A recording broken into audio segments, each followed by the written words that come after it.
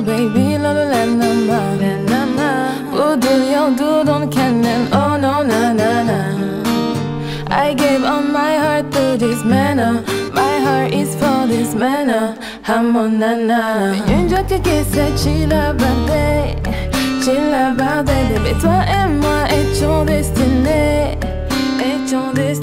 Salaam sama gars yi salaam sama mbokk internet maa ngi nuyu ko su nekk sa tur ak sa sant di leen wax yéen a ngi seen émission li ci art bi fii ci SATV comme chaque jour émission bi nga xam ne day fësal bépp ndaanaan boo xam ne yaa ngi fii ci Sénégal tey jii dañuy ñëw dalal suñu beneen ndaanaan suñu sister bu tudd Zara Bi Zara bëggee naa la. Alors bonjour, coucou à tous les téléspectateurs ñu ngi seetaan ñëpp alors c'est Zara Bi, chanteuse, auteure, compositrice. Zara Bi kañ la lancé wu ci musique bi quoi depuis kañ nga commencé ak lan moo la dugal ci musique bi. Je me suis lancée en 2016 donc ça va faire 4 ans mais la musique honnêtement je l'ai toujours fait dama ko mës a def mais je me suis juste lancée officiellement quoi on va dire ma carrière a commencé depuis 2016 voilà. waaw parce que ñoo gis aussi xam nga sa papa ak sa yaay bon kenn deful musique tu vois léegi est-ce que mën nga ñu wax aussi bon kii bi nu mu ñëwee quoi maanaam amour def musique bi naka la ñëwee. Franchement, je ne saurais te dire. C'est vrai que mon père, il est plutôt dans le milieu de la médecine. Ma mère, elle est enseignante. Mais je sais pas, peut-être c'est divin, je vais dire. Yàlla moo ko def dama mës a bëgg art, mës a bëgg musique en particulier le chant. Donc c'est venu tout naturellement et eux aussi ils m'ont toujours encouragée dans ça. C'est vrai qu'au début c'était pas évident. Mais mu dëgër bopp rek ba léegi yàlla baax na ils sont tous dedans, ils sont tous convaincus. waaw léegi lan mooy sa vision ci musique bi quoi lan mooy sa vision. sama vision ci musique bi bon musique bi fii nag malheureusement c'est pas très structuré donc booy doog a commencer c'est vrai que c'est pas évident boo amul ku nekk sa ginnaaw boo amul yu lay conseiller mais bon man sant yàlla quand même j'ai ça mais même c'est pas structuré c'est pas organisé donc. yombul mais quand tu es passionné moom tu lâches pas en fait voilà passion bi moo ñuy yóbbu rek mais c'est pas évident du tout. parce que ñu gis aussi yaa ngi am rapport xam nga ak Canabasse ñoom Abbas waaw ak Dis léegi link boobu noonu naka la ñëwee quoi est-ce que mën nga ñu expliquer l'affaire boobu noonu nu mu demee. D'accord donc link bi bon ça s'est fait naturellement pour Canabasse c'est moi qui suis entrée en contact avec lui.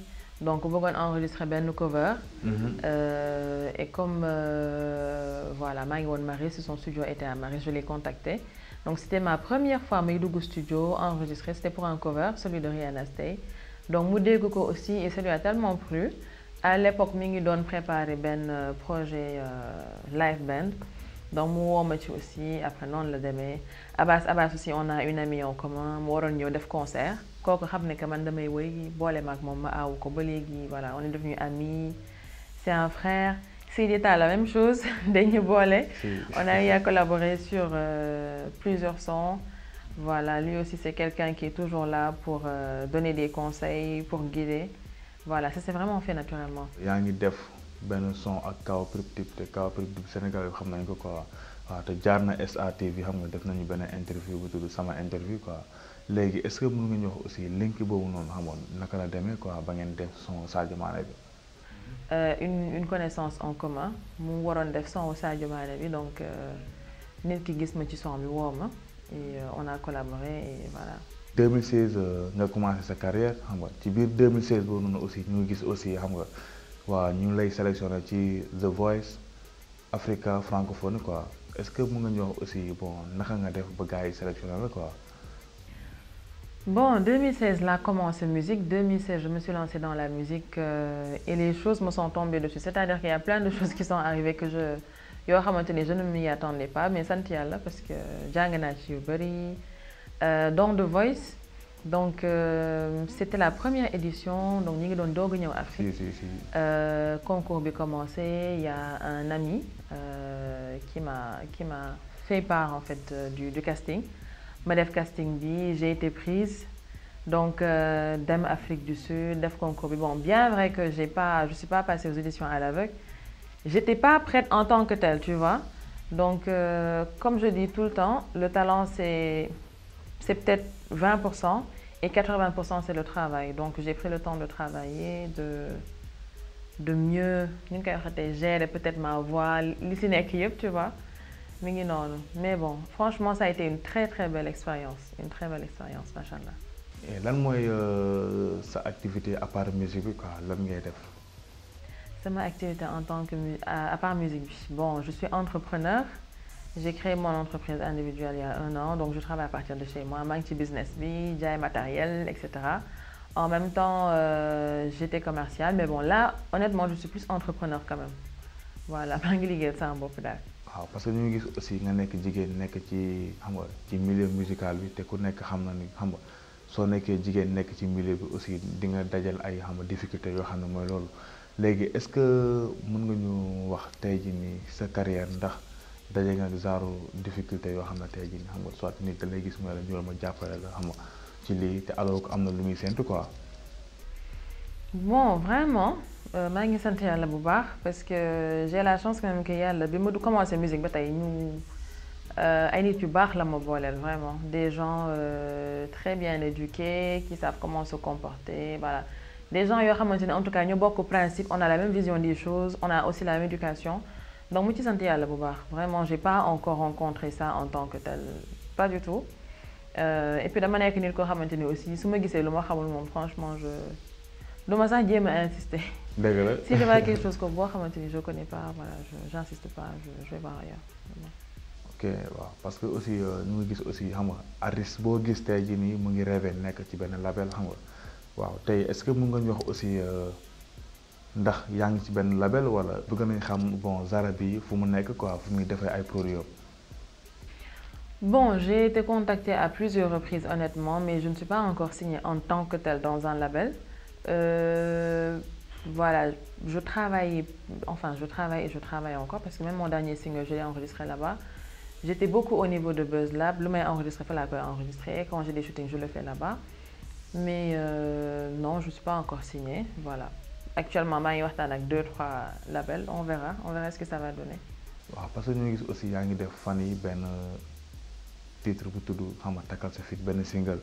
waaw te single bi ñëpp a ngi coow xam nga naan takkal sa fit soit takkal sa fit boobu noonu pour gars yi tàkk sa fit ñëw ci yow la wala ci fans yi la quoi parce que xam nga gars yi ñu ngi commenté xam nga gars yi ñu ngi laaj lu nekk quoi benn instant bëgg naa aussi nga xamal gars yi nu mu demee takkal sa fit bi pour yow la pour gars yi ñëw si yow wala. Alors, question bobo, je l'ai reçu plusieurs fois depuis que j'ai sorti le single. Déjà que ça soit bien clair, takkal sa fit, c'est pas par rapport à moi. Donc arrêtez de me poser la question. Les amis, la famille, calmez-vous. Takkal sa fit, c'est pas par rapport à moi. En tant qu'artiste, on est inspiré par plusieurs choses. Notre quotidien, voilà, au bureau, les collègues, les amis, la famille. Donc takkal sa fit, c'est une histoire comme une autre, inspirée d'une anecdote. Je vais pas dire exactement de qui c'est, mais en tout cas, c'est inspiré d'une anecdote. Et puis c'est venu tout seul, j'ai écrit dessus, instrumental collé ici, donc voilà, les gens adorent et tant mieux. Mais c'est pas par rapport à moi, encore une fois. Zara bi football ou basket, ban mooy sa sport quoi préféré?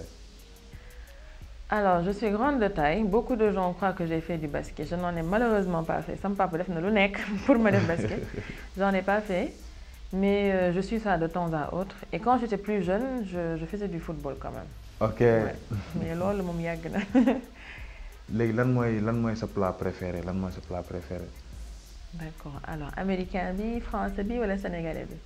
Classement mondial waaw. Plat du ñàkk na am plat boo xam ne yow waaw di nga ko bëgg quoi. Alors, je vais dire le plat sénégalais. Mon plat préféré quand même sénégalais, c'est suppu kanja. J'adore ça. C'est vraiment mon plat favori. Je peux en manger des tonnes. Kon yow suppu kanja mooy sa plat préféré quoi.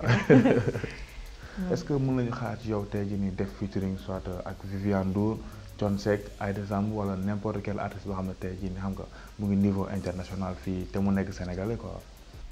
Wow, pourquoi pas? Comme je dis, en tant qu'artiste, il faut être ouvert d'esprit. Moi, personnellement, j'ai pas d'œillère. Artiste, vous me contactez pour ton projet, dans la mesure du possible, je le fais. Je l'ai fait pour plusieurs artistes. Dès qu'on me contacte, j'ai franchement pas de soucis. À chaque fois, artiste, vous me contactez, moi, je participe à ce projet. Dans la mesure du possible, je le fais. Pour ma part aussi, pour les sons à venir, Je pense à des featuring, il y a certains artistes que j'ai déjà eu à contacter, d'autres pas encore. Si. Mais je pense à faire le maximum de featuring possible. Et pour les artistes aussi qui souhaiteraient faire des featuring, n'hésitez pas. Hein. Voilà. Lan lañu war a mën a xaar ci yow sa projet d'avenir? Projet d'avenir, bon, pour les fans qui attendent, il y a plein de choses qui arrivent. Donc abonnez-vous sur ma chaîne YouTube. En dehors de la musique, je suis aussi passionnée par beaucoup de choses, le make-up, voilà. Donc on a prévu des singles, on a prévu des covers. Il y a plein de choses qui vont se passer sur ma chaîne YouTube, sur mes chaînes en général, sur mes pages Facebook, YouTube, Instagram. Donc abonnez-vous à Zara By Music et vous aurez plein de surprises pour 2020 moom. Tey jii nii xam nga adduna bi yëpp jaaxle nañu xam nga Sénégal monde bi yëpp monde entier bi xam nga ngir virus bu dugg bi ni ko naan coronavirus quoi te tey jii nii xam nga ku nekk tey jii nii mu ngi tiit xam nga léegi tey ban message ngay lancé tey jii nii xam nga rek adduna bi ak ñi lay seetaan quoi. Vraiment, lu may wax en tant que chanteuse, en tant qu'artiste, en tant qu'être humain, en tant que croyante aussi, c'est peut-être de xoolaat jikko yi, raxas xol yi, beaucoup prier, se repentir aussi, parce que voilà, on est dans une ère boo xamante ni vraiment c'est l'anarchie, lu waay neex def. Voilà, des fois tu n'as même pas envie d'ouvrir les journaux, d'écouter la radio, de regarder le journal télévisé. Parce que tout le temps, ce sont des viols par-ci, des enlèvements par-là, des meurtres par-ci. Voilà, du gros n'importe quoi. Donc, lui aussi, on a tous nos religions. Voilà, autant le chrétien, on a le musulman. Moi, je suis musulmane. Donc, en tout cas, prions autant que nous pouvons, se repentir et puis s'en remettre à Dieu. Émission baa ngi nii jeex xam nga léegi lan ngay wax ñu lay seetaan ak say fans yu lay déglu aussi lan nga leen di wax quoi mot de la fin. Alors déjà je remercie tous les téléspectateurs ñi ñu doon seetaan ñëpp. Donc di leen wax ne que encore une fois abonnez-vous sur ma chaîne YouTube, sur mes pages Facebook, Instagram. Il y a plein de surprises qui arrivent, pas seulement que de la musique, il y a plein de choses qu'on a prévues pour vous. Voilà, donc 2020, encore une fois, que cette phase passe au plus vite et qu'on passe à quelque chose de plus gai en tout cas très bientôt Inch'Allah. Yeah sama gars yéen nekkoon seen émission li si aar bi fii ci SATV tey jii dañuy dalaloon suñu benn sister beneen ndaanaan bu tudd Zara By. Yeah di leen jox dig daje la prochaine fois ak beneen numéro beneen artiste xam nga te di leen wax aussi bu leen fàttee abonné wu dem leen YouTube tapé SATV xam nga bës cloche notification bi xam nga pour ngeen am yeneen émission yu bees waaw di leen jox dig daje aussi la prochaine fois ak beneen numéro bégee. Yeah.